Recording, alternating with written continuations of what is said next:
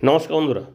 NPS একটি জনপ্রিয় pension scheme, যেটাতে বিভিন্ন রাজ্য সরকারি কর্মচারী, কেন্দ্র সরকারি কর্মচারী এবং এককভাবে অনেকে যুক্ত আছেন এবং সেই সঙ্গে বেসরকারি কর্মচারীরাও যুক্ত আছেন। কারণটা কি?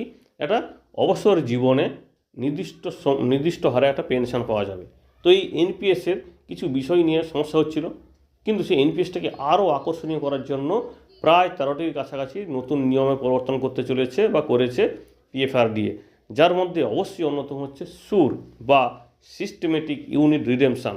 জনপ্রিয় অবশ্যই হবে এই পদ্ধতিটি, কারণ এর মাধ্যমে টাকা তোলা কিন্তু আরও সহজ এবং সিস্টেমেটিক হয়ে যাবে। বিষয়টা কি, সেই বিষয়ে আলোচনা করব এবং এই 13টি কী কী নতুন নিয়ম হয়েছে সেটা আলোচনা করব।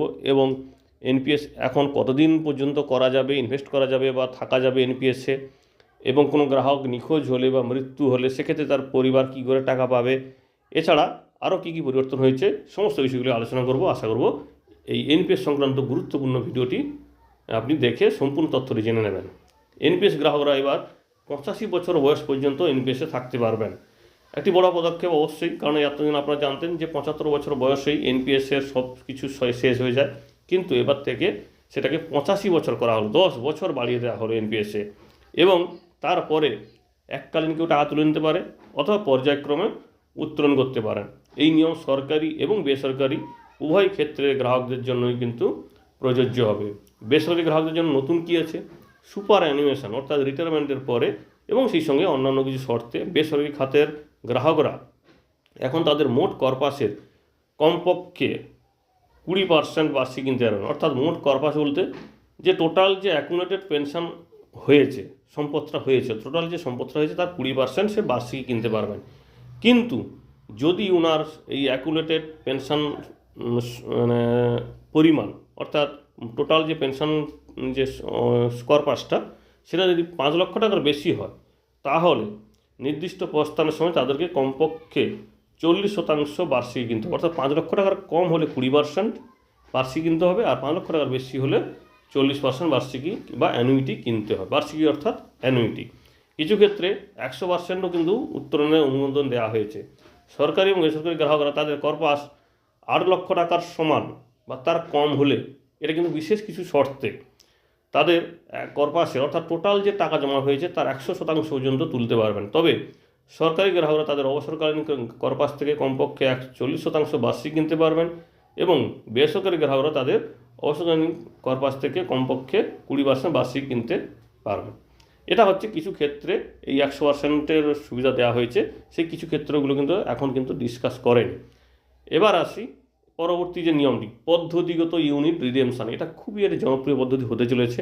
আপনারা জানেন মিউচুয়াল ফান্ডে হচ্ছে সিস্টেমেটিক উইথড্রল প্ল্যান থাকে, অর্থাৎ আপনার টাকা প্রতি মাসে অল্প অল্প করে আপনার অ্যাকাউন্টে আসবে, যেটা নির্দিষ্ট করে দেবেন আপনি নিজে। তো সেই রকমই এবার সরকার এনপিএস থেকেও কিন্তু টাকা উত্তোলনের ক্ষেত্রে এইরকম নিয়মটি চালু করে দিল, যেটাকে বলা হচ্ছে সুর বা সিস্টেমেটিক ইউনিট রিডেমশন, যেটা মিউচুয়াল ফান্ডে অবশ্যই সিস্টেমেটিক উইথড্রলের একটা ব্যবস্থা করে দিল। তবে হ্যাঁ, এটা তখনই করা যাবে যদি এই এনপিএসের টোটাল কর্পাস, টোটাল সম্পদ যদি 8 লক্ষ টাকার উপর কিন্তু 12 লক্ষ টাকা পর্যন্ত হয়, তবে এটা করা যাবে। এবং তার মধ্যে 6 লক্ষ টাকা আপনি এককালীন তুলে নিতে পারবেন, বাকি টাকা আপনি এই সুর বা সিস্টেমেটিক ইউনিট রিডেমশন পদ্ধতিতে তুলতে পারবেন। আবারও বলে দিই বিষয়টি, 8 লক্ষ টাকা থেকে 12 লক্ষ টাকা পর্যন্ত যাদের সঞ্চয় মানে এই পেনশন স্কিমে, তারাই শুধুমাত্র এই সুর বা সিস্টেমেটিক ইউনিট রিডেমশন পদ্ধতি নিতে পারবেন। তার মধ্যে 6 লক্ষ টাকা তারা এককালীন তুলতে পারবেন, আর বাকি টাকা এই সিস্টেমেটিক উইথড্রল প্ল্যানের মাধ্যমে নিতে পারবেন নিজের অ্যাকাউন্টে। 60 বছর বয়সের আগে এখন আরও বেশিবার টাকা তোলার পারমিশন দেওয়া হচ্ছে। এবার থেকে 60 বছর পূর্ণ হওয়া অথবা অবসর গ্রহণ, যেটা আগে হবে, সেই সময়ের মধ্যে সর্বোচ্চ 4 বার টাকা তুলতে পারবেন। তবে হ্যাঁ, প্রতিটি টাকা তোলার মধ্যে 4 বছরের পার্থক্য থাকতে হবে। অর্থাৎ আপনার 60 বছর যখন হবে, অথবা ধরুন আপনার রিটায়ারমেন্ট তারও আগে কোনো ক্ষেত্রে 58 বছর বয়সে রিটায়ারমেন্ট হয়ে যায়, তো সেই সমস্ত ক্ষেত্রে যদি কেউ এই রিটায়ারমেন্ট বা 60 বছরের আগে যদি কেউ টাকা তুলতে চায়, সেক্ষেত্রে 4 বার সুযোগ পাবেন। তবে উনি 4 বছর ওনাকে একটা মানে রিডিমশনের ক্ষেত্রে বা টাকা তোলার ক্ষেত্রে অপেক্ষা করতে হবে, অর্থাৎ 4 বছর পর পর টাকা তুলতে পারবেন। কিন্তু 60 বছর হয়ে যাওয়ার সঙ্গে সঙ্গে সেক্ষেত্রে কিন্তু 3 বার 3 বছরের ব্যবধানে টাকা তোলার অনুমতি দেওয়া হবে। অর্থাৎ যখনই 60 বছর হয়ে যাচ্ছে তখন বা অবসর গ্রহণ করে নিয়েছেন তখন কিন্তু 3 বছর পর পর টাকা তোলার পারমিশন দেওয়া হবে। তবে হ্যাঁ, তার জন্যও শর্ত আছে। সেখানে কি বলা হয়েছে, যদি একটি মাত্র ধারা থেকে অবদান হয়, অর্থাৎ ধরুন যে কোনো এক জায়গা থেকে হয় মানে এনপিএস গ্রাহক বা তার সংস্থা যে কোনো এক জায়গা থেকে টাকা জমা হয়, সেক্ষেত্রে 20% 25%-এর বেশি কিন্তু তোলা যাবে না ওইভাবে।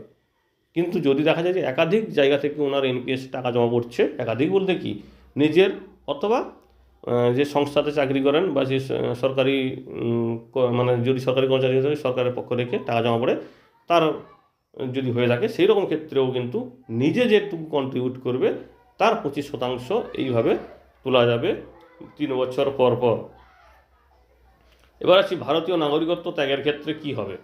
নতুন নিয়মে বলা হয়েছে, যদি কোনো ব্যক্তি এনপিএস গ্রাহক ছিলেন এবং ভারতীয় নাগরিকত্ব হারান, তাহলে তিনি তার সমস্ত টাকা তুলে নিতে পারবেন এবং অ্যাকাউন্টটি বন্ধ করে দেওয়ার সুযোগ পাবেন।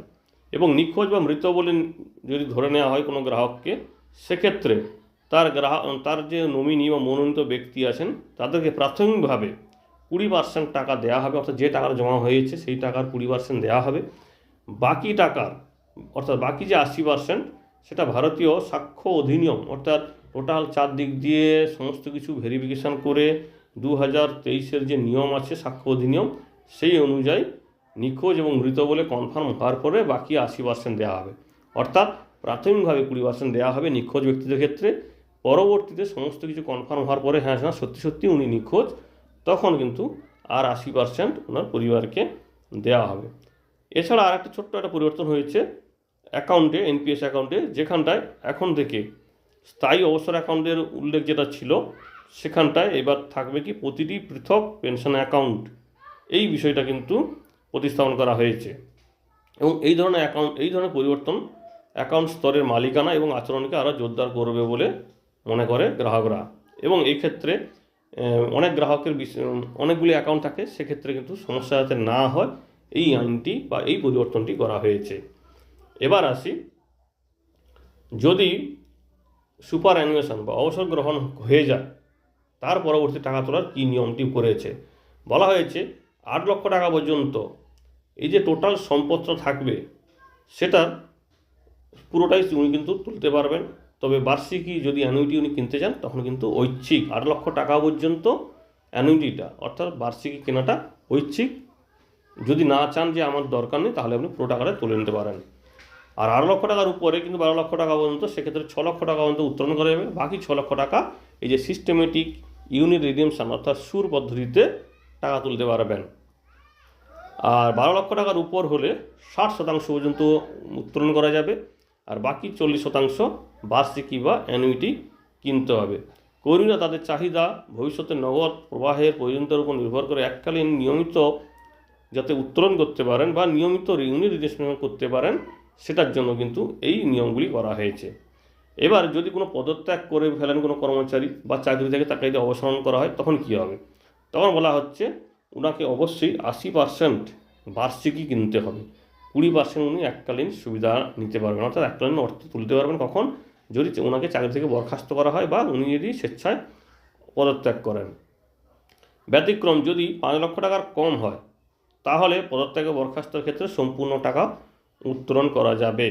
অর্থাৎ 5 লক্ষ টাকার বেশি হলে 80% আপনাকে অ্যানুইটি করতেই হবে, আর যদি 5 লক্ষ টাকার কম হয় সেক্ষেত্রে আপনি সম্পূর্ণ টাকাটাই তুলতে পারবেন। এবং এর ফলে কি হলো, অকাল চাকরি ছেড়ে যাওয়া কর্মীদের স্থিতিশীল পেনশন আরও বেশি দিন ধরে থাকবে। অর্থাৎ ধরুন কম বয়সে চাকরি চলে গেছে, চাকরি হারিয়ে গেছেন, সেক্ষেত্রে যাতে উনি ভবিষ্যতে পেনশন নিয়ে কোনো সমস্যা নাই পড়েন, তার জন্য কিন্তু এই নিয়মটি। গ্রাহকের মৃত্যু হলে, যে কোনো গ্রাহকের মৃত্যু দুর্ভাগ্যজনক, কিন্তু সেক্ষেত্রে যদি মৃত্যু হয়ে থাকে, সেক্ষেত্রে তার মনোনীত যে ব্যক্তিরা 8 লক্ষ টাকা পর্যন্ত সম্পূর্ণ টাকা তুলতে পারবেন। এবং 8 থেকে 12 লক্ষ টাকা পর্যন্ত 6 লক্ষ টাকার 8 লক্ষ থেকে 12 লক্ষ টাকা পর্যন্ত জমা থাকবে, 6 লক্ষ টাকা পর্যন্ত উনি তুলতে পারবেন ওনারা। এবং 6 লক্ষ টাকার বাইরে যে বাকি টাকাটি আছে, সেই টাকাটি কিন্তু এই পদ্ধতিগত অর্থ অর্থাৎ সুর সিস্টেমেটিক ইউনিট রিডিমশনের মাধ্যমে তুলতে পারবেন। 12 লক্ষ টাকার উপরে হলে 80% বার্ষিকী করতে হবে, এবং মাত্র 20% এককালীন ওনারা নিতে পারবেন। অর্থাৎ এক্ষেত্রে কিন্তু বেশিরভাগ টাকাটাই কিন্তু থেকে যাচ্ছে সরকারের হাতে।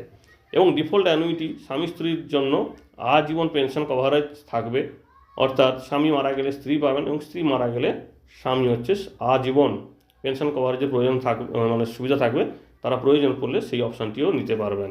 এই হচ্ছে এনপিএসের কিছু নতুন নিয়ম, যেগুলো অবশ্যই এই এনপিএসটিকে আরও আকর্ষণীয় করে উঠবে। এবং এই এনপিএসের নতুন নিয়মগুলি নিয়ে আপনার কী মতামত অবশ্যই জানাবেন, এবং এর সঙ্গে আর কি নতুন নিয়ম যুক্ত হলে ভালো হতো সেটাও কিন্তু কমেন্ট করে জানাবেন। ধন্যবাদ।